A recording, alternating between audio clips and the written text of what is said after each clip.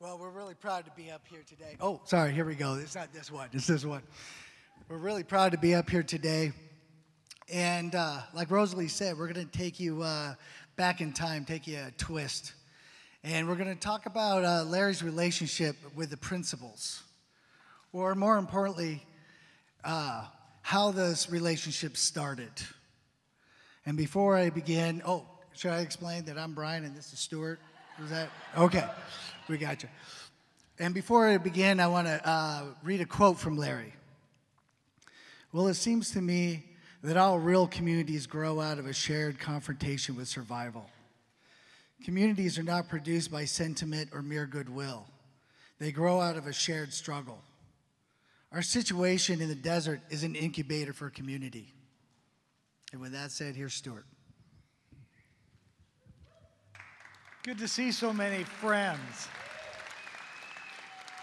Before I get started, I wanted to explain my unusual outfit.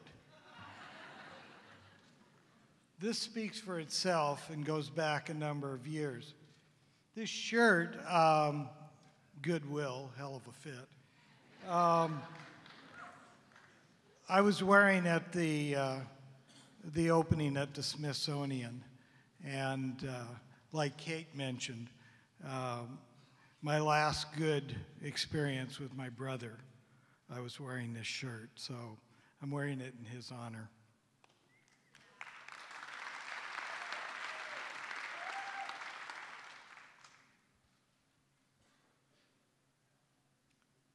Communities grow out of a shared struggle.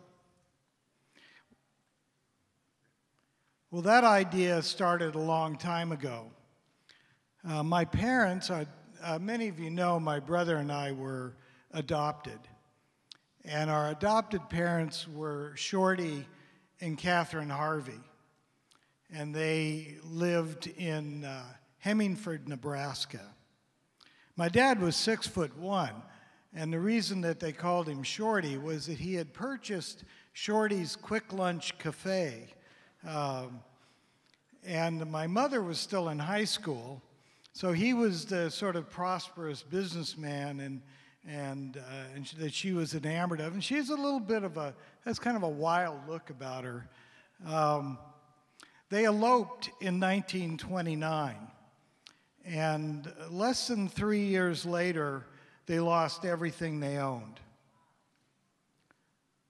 Like many people in the Great Depression, my father, who had taught himself carpentry, built a wooden trailer,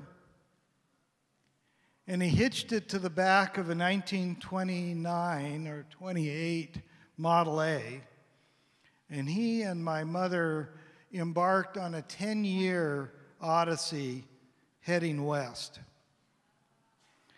And along that route, they met an amazingly, what's the word I'm looking for? What's the principle for all people join? Inclusionary. It was a test. It was a migration. And people on this migration learned radical self-reliance. People strove to have a common purpose. They worked together and they supported one another.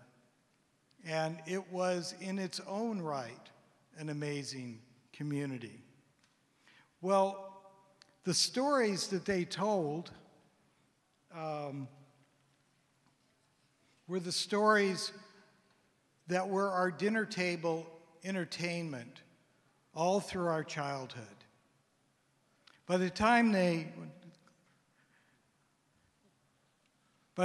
got to Portland, Oregon, my father built the first house that they would live in a decade. They brought me, I was 2. 3 years later, in 1948, they brought Larry home and adopted him. 4 months later, the Columbia River flooded, and we were once again homeless. Mom and Dad did what people do when faced with that kind of devastation. In fact, they do what burners do when the whiteout comes along and flattens their camp. When the water receded, they rebuilt their house.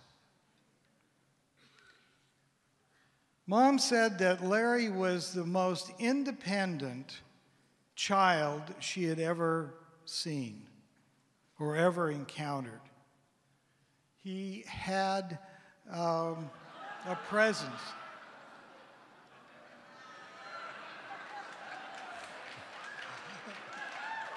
I take it you're laughing at him, right?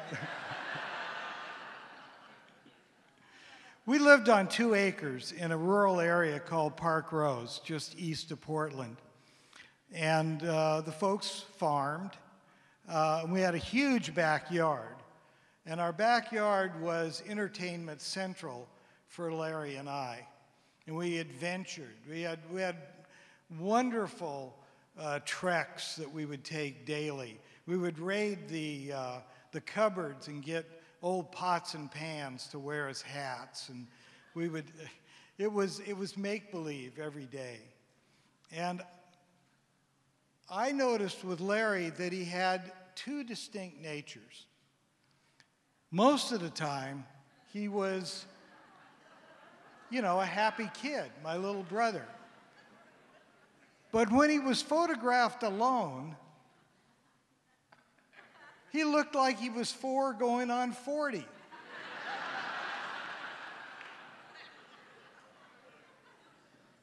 He was always just way ahead of his time. I mean, he was just a past master at absorbing life around him. And he really yearned for life in the bigger world. And that went back a long way. Did I cut that story? That's okay. I stumbled on this picture. Jerry James was trying to tell you what started Burning Man.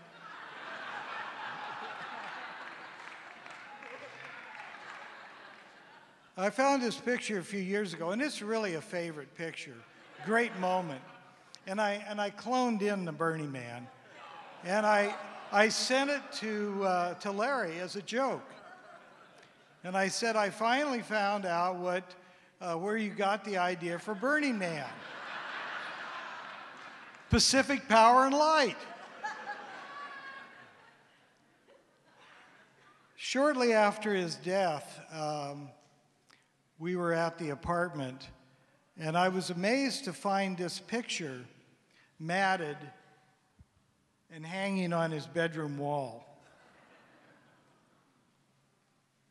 It was one of my favorite moments, and yes, that's a camera in my hand.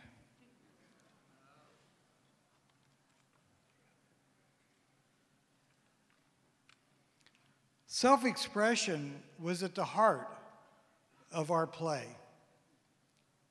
Larry and I made up a lot of our adventures, but as he grew older and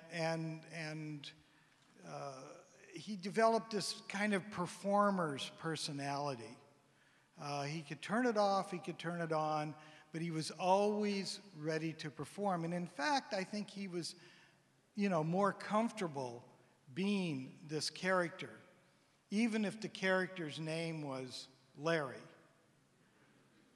And so this is one of our first kind of experiments. I'm embarrassed now, but we tried these little montage-y tableaus.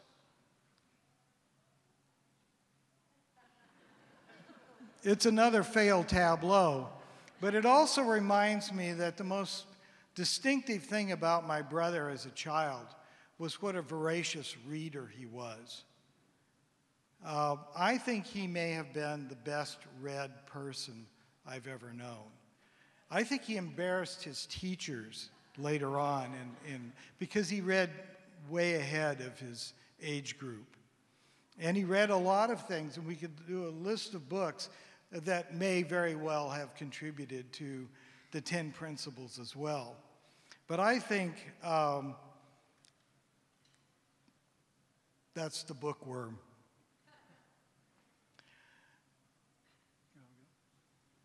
Go for it. We have a story. All right. So I'm supposed to tell a story now. In that neighborhood where they grew up, it was mostly a mixture of immigrants. Most of them were German and Italian in descent, and like other families, were displaced in the Great Depression from Midwest. And as you saw earlier, it was part of a floodplain. And when that floodplain was dry, it could grow anything. The soil was amazing.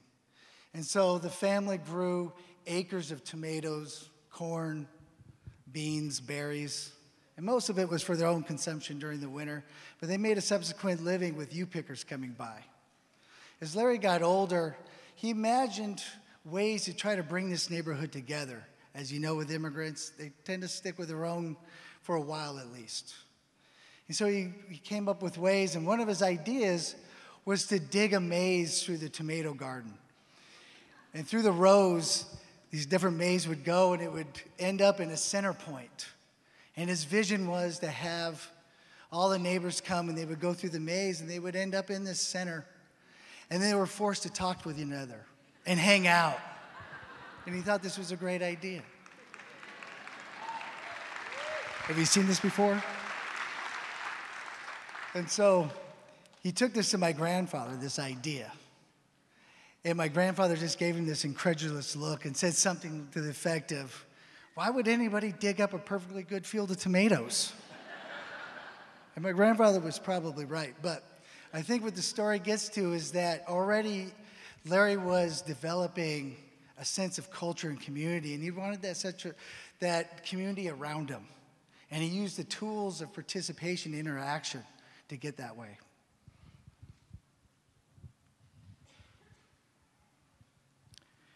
The Harvey family were sort of stoic Midwestern types.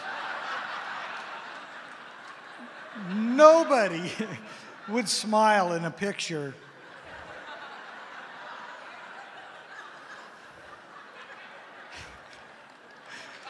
Except for the class clown. And that was more and more how Larry operated. On his own, he could be quite shy. But put him in front of an audience, even an audience of uncles and aunts, and he could be pretty irrepressible. I think one of the things that he did get from the Harveys was this sense of a principle. And it shot through the entire family, but it especially was true of our father, and I'll talk about that more in a minute.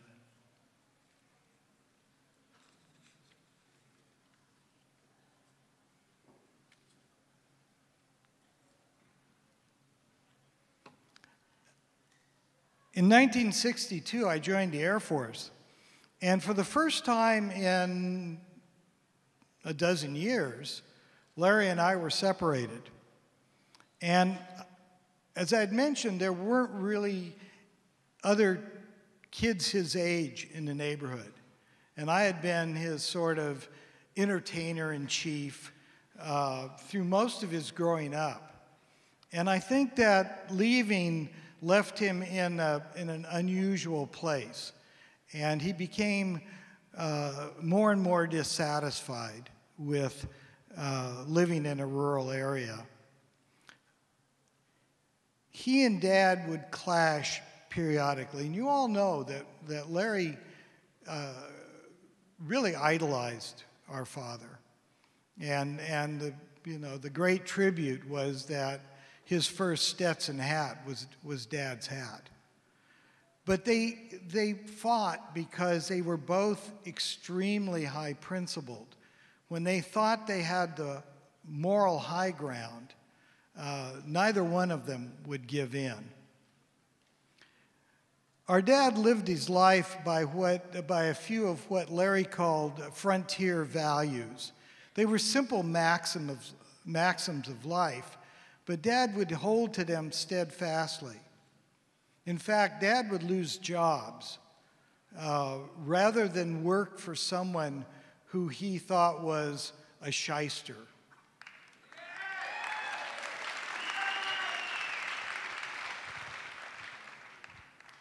The result was that my brother made a rather unusual decision, and Bryan's going to tell you that story. All right, another story. And this one I find most amazing. So as you can see here, Larry was often known as the smartest rebel in his senior class. He was often towing the line with his teachers and the administration in general. And during the senior year, he flat out refused to attend this class called American Problems. It was steeped in Cold War propaganda. And as Stu can attest, because he took the same class years prior, the teacher was an ass. And it was going to be a one-sided show, no room for discussion, interaction. And so instead of going to that class, Larry went every day for that hour to the library. And he self-taught himself that class because he wanted to be as read or probably more well-read than his peers that had to take that course. But consequently, this course was required to graduate. And so Larry didn't graduate with his class. And I think to myself, who does that? Who voluntarily disqualifies themselves from walking across the stage with their peers and friends? But when you look into that story, you see that really this was the essence of the first successful practice of everything he had learned prior to that point, which was that principles matter, not propaganda.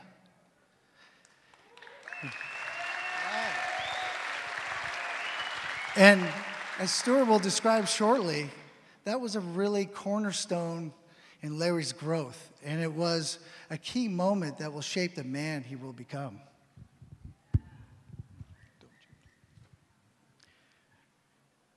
I love his senior picture. He's either trying to be a Beatle or a member of the Rat Pack. Change it. When Larry left school, he was drawn by the siren song of the counterculture. And within 2 years of graduation, he had visited the Summer of Love in the city by the bay. And he returned with a certain outfit. He had a Western hat. He had a vest. His hair was a little longer. He had dropped a few pounds. He could have been going to Burning Man.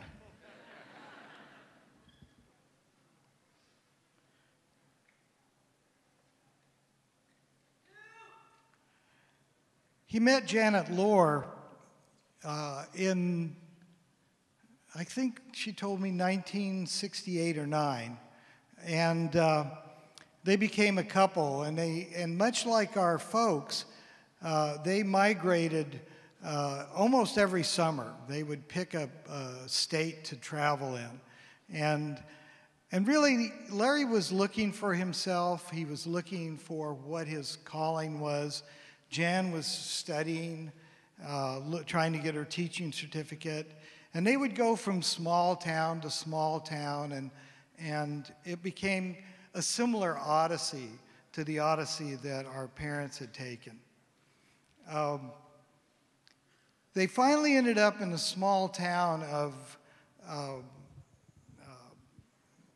Coquille, Oregon. It's down in southern Oregon.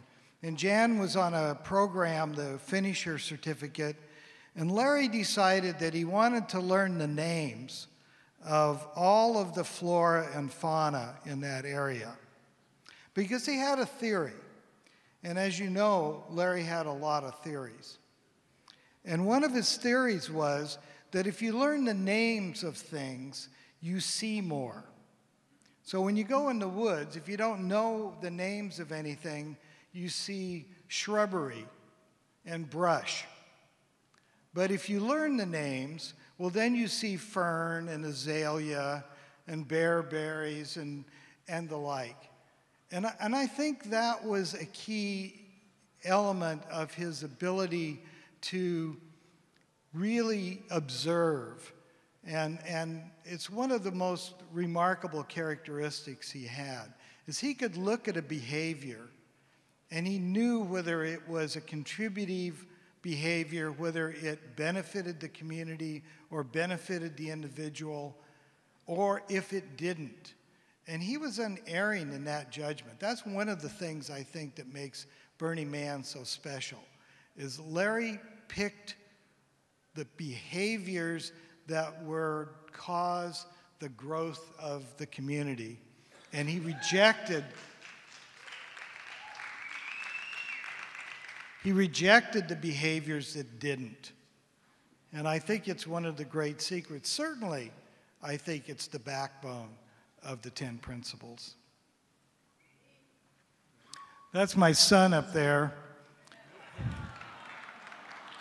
Larry loved his nephew, and a few years later, Jan and Larry broke up, and he briefly married Patricia Johnson, and they had a son, Tristan. And Larry was so committed to being a parent, and to this day, Tristan and his brothers and sisters, Zan and Dante, think of Larry as Pops. And it was for both of us a calling. We had come from parents, from people who really wanted to be parents. Shorty and Catherine did everything they could to have children and to raise us in a way that they felt was proper. And we never had a day in our life when we didn't feel loved.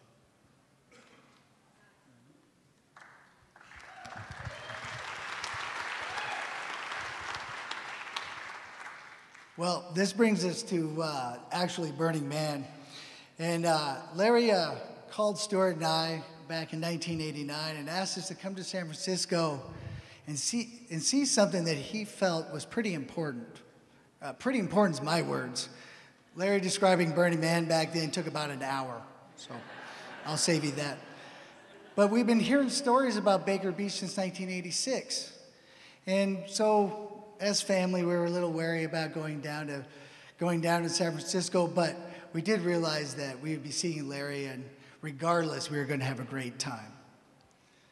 And what we participated in and experienced in that solstice in 1989 changed our lives forever. We experienced a wonderful community. We experienced artisans, craftsmen. Most of the time, they were the same person, craftsmen by day, artists by night, and a dizzying array of volunteers for participating wherever they could for such an historic event. And we left that weekend realizing that we had witnessed and participated and experienced something incredible. And we vowed to come back that following year.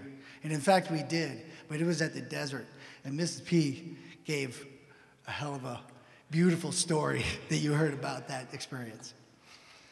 So last month, Stewart and I came back to San Francisco for the solstice, but this time it was for Larry's memorial.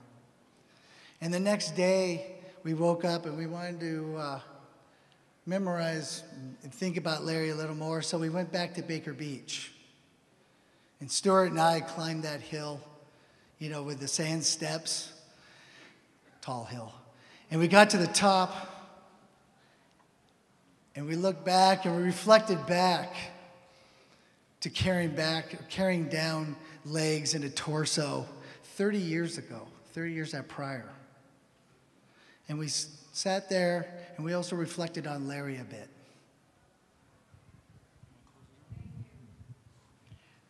I'll close with this relatively short statement.